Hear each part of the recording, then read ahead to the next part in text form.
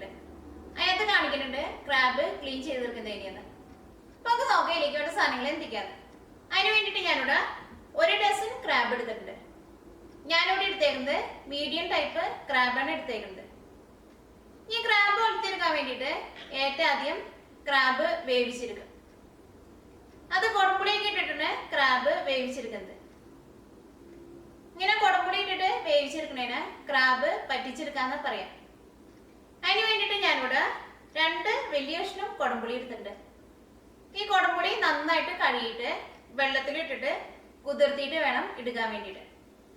പിന്നെ 1/4 table spoon മഞ്ഞൾപ്പൊടി, 1/4 table spoon കുരുമുളകിന്റെ പൊടി, പിന്നെ പച്ചമുളക്. ഞാനിവിടെ 1 പച്ചമുളകാണ് എടുത്തേക്കുന്നത്. ഈ കറി നമ്മൾ വളർത്തിയിരിക്കുന്ന സമയത്ത് ഇതിലേക്ക് മുളകിന്റെ പൊടിയും ചേർക്കുന്നുണ്ട്. ഇപ്പൊ പച്ചമുളക് കുരുമുളകിന്റെ പൊടിയൊക്കെ കുറച്ച് ചേർത്താൽ മതി.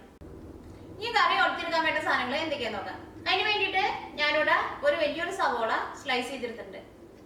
സവോളയ്ക്ക് പകരം ചുവന്നുള്ളി ഉണ്ടെങ്കിൽ ചുവന്നുള്ളി ചേർക്കാം. ചുവന്നുള്ളി 8 വലിയ ചുവന്നുള്ളി ചതച്ചിട്ട് വേണം ചേർക്കാൻ വേണ്ടിയിട്ട്. പിന്നെ കറിവേപ്പില, പിന്നെ വെളുത്തുള്ളി ഞാനിവിടെ കുറച്ച് കൂടുതൽ എടുത്തിട്ടുണ്ട്. 12 വലിയ വെളുത്തുള്ളി ചതച്ചെടുത്തിട്ടുണ്ട്. വലിയ കഷ്ണം ഇഞ്ചി ചതച്ചത്. ഇതിലേക്ക് നമുക്ക് വേണ്ട മസാലപ്പൊടികൾ 1/4 ടേബിൾ സ്പൂൺ മഞ്ഞൾപ്പൊടി, 1.5 ടേബിൾ സ്പൂൺ മല്ലിപ്പൊടി, പിന്നെ മുളക് പൊടി നമ്മുടെ എരിവിനനുസരിച്ച് ചേർക്കാം. പിന്നെ ഗരം മസാല ഞാനിവിടെ 1 ടേബിൾ സ്പൂൺ ഗരം മസാലയും എടുത്തേക്കുന്നത്. ഗരം മസാലയും നമ്മുടെ ടേസ്റ്റിനനുസരിച്ചിട്ട് ചേർക്കാം. പിന്നെ ഉണക്കമുളക് 1/2 ടേബിൾ സ്പൂൺ കടുക്. ഞാനിവിടെ 4 ഉണക്കമുളക് എടുത്തിട്ടുണ്ട്. അപ്പൊ നമുക്ക് നോക്കാം ഇതിങ്ങനെ ഒലത്തിയെടുക്കാം. ഇനി നമുക്ക് ക്രാബ് വേവിച്ചെടുക്കാം. അതിന് വേണ്ടിയിട്ട് ഈ പാനിലേക്ക് ക്രാബ് ചേർക്കാം.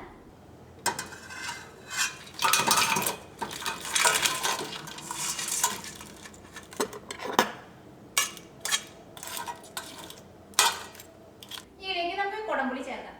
കുടംപുളി ചേർക്കുമ്പോൾ കുടംപുളി കഴുകിയിട്ട് നമ്മൾ കുതിർത്താൻ വേണ്ടിയിട്ട് വെക്കണം. ആ വെള്ളം കൂടിയിട്ട് ഈ ക്രാബിലേക്ക് നമ്മൾ ചേർക്കണം. ഇതിലേക്ക് കുടംപുളി ചേർക്കാം. ഇതിലേക്ക് കുരുമുളകിന്റെ പൊടി ചേർക്കാം. പച്ചമുളക് ചേർക്കാം. ഇതിലേക്ക് ആവശ്യത്തിന് ഉപ്പ് ചേർക്കാം.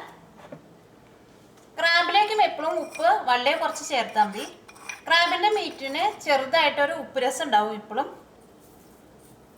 ഇതിലേക്ക് ആവശ്യത്തിന് വെള്ളം ചേർക്കാം. 1/2 ഗ്ലാസ് വെള്ളം മതിയാവും ക്രാബ് വേവിച്ചെടുക്കാൻ വേണ്ടിയിട്ട്.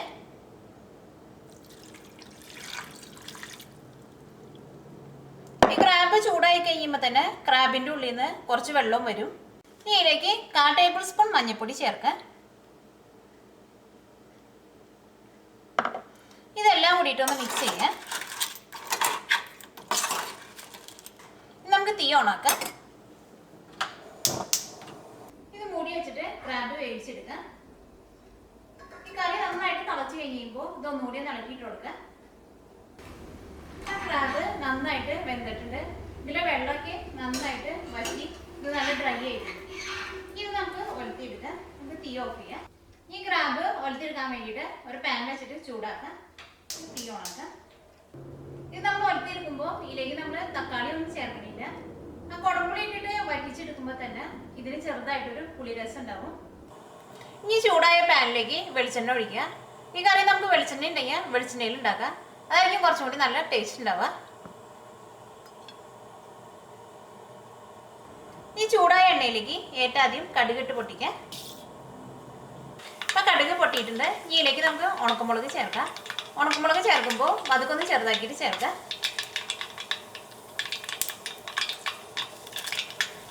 ഈ ഉണക്കമുളകും ഈ വെളിച്ചെണ്ണയിൽ കിടന്നിട്ട് നന്നായിട്ടൊന്ന് മൊരിയണം.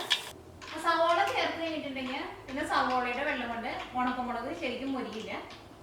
അപ്പോൾ ഉണക്കമുളക് മൊരിഞ്ഞ് കഴിഞ്ഞിട്ട് ഇതിലേക്ക് നമുക്ക് സവോള ചേർക്കാം. മുളക് നന്നായിട്ട് മൊരിഞ്ഞിട്ടുണ്ട്. ഇതിലേക്ക് സവോള ചേർക്കാം.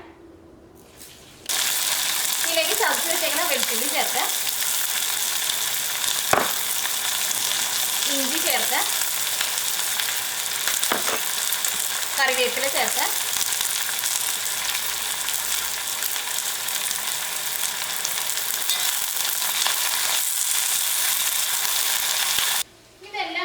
വഴറ്റിയെടുക്കുക. ഈ സവോളയ്ക്ക് നന്നായിട്ട് മൊരിയേണ്ട ആവശ്യമില്ല. ചെറുതായിട്ടൊന്ന് കളർ മാറിയാൽ മതി. അപ്പോൾ സവോളയ്ക്ക് വഴന്നിട്ടുണ്ട്. ഇതിലേക്ക് നമുക്ക് മസാലപ്പൊടികൾ ചേർക്കാം. നമുക്ക് ഏറ്റവും ആദ്യം മഞ്ഞൾപ്പൊടി ചേർക്കാം.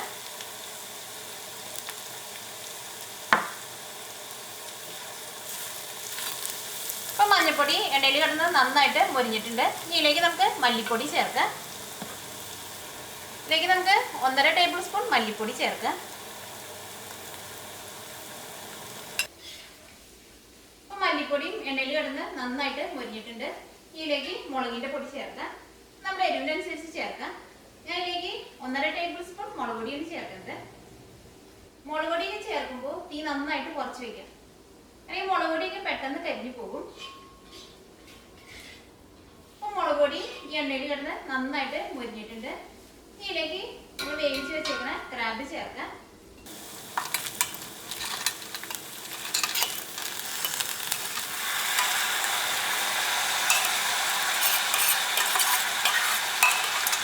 ഇതിലേക്ക് ഗരം മസാല ചേർക്കാം. ഗരം മസാലയ്ക്ക് ചേർക്കുമ്പോൾ ആദ്യം കുറച്ച് ചേർത്തിട്ട് പിന്നെ ടേസ്റ്റ് നോക്കിയിട്ട് രണ്ടാമതും ചേർത്താൽ മതി.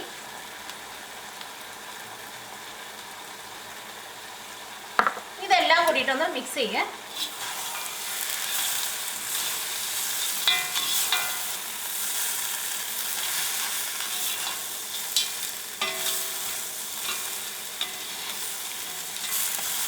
ഇപ്പം മസാലയൊക്കെ ഈ ക്രാബിൽ നന്നായിട്ട് മിക്സ് ആയിട്ടുണ്ട്. ഇതിലേക്ക് നമുക്ക് കുറച്ച് വെള്ളം കൂടി ഒന്ന് തെളിച്ചു കൊടുക്കാം.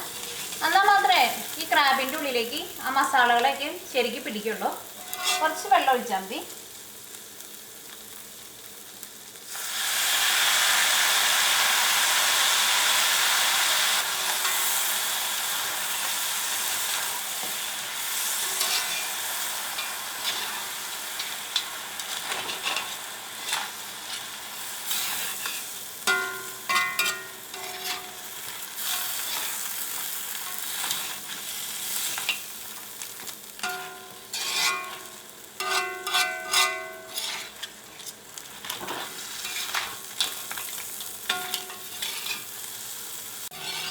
ഇനി ഇത് നമുക്ക് ഒരു മീഡിയം ഫ്ലെയിമിൽ ഇട്ടിട്ട് ഒരു 10 മിനിറ്റ് മൂടി വെച്ചിട്ടൊന്ന് വേവിച്ചെടുക്കാം.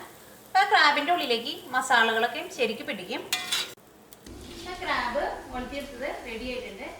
ഇനി നമുക്കൊരു സെർവിംഗ് പ്ലേറ്റിലേക്ക് പാർക്കാം.